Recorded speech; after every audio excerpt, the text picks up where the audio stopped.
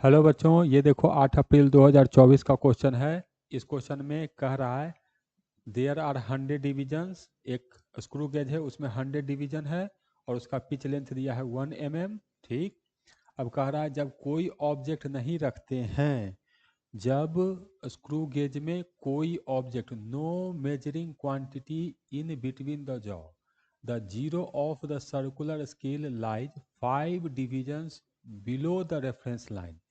ये देखो, जब कोई ऑब्जेक्ट नहीं रखे हैं तो जीरो जो है वो 5 डिवीजन नीचे है, तो 0 1 2 3 4 5, ये 5 वाला लाइन इस येलो लाइन से मैच करेगा और जीरो हमको क्लियरली विजिबल होगा।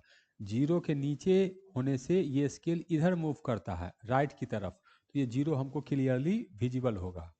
अब जब ऑब्जेक्ट को रखे हैं तो 4 linear scale divisions clearly visible है, तो 0 1 2 3 4 4 डिविजन्स हमको क्लियरली विजिबल है। ये मेन स्केल हो गया।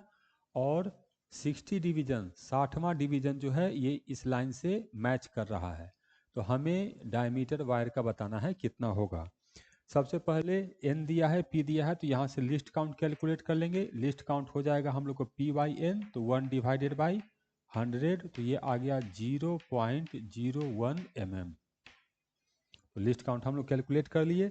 अब यहाँ से जब कोई ऑब्जेक्ट नहीं है तो हम कैलकुलेट करेंगे, तो ये जीरो एरर होगा।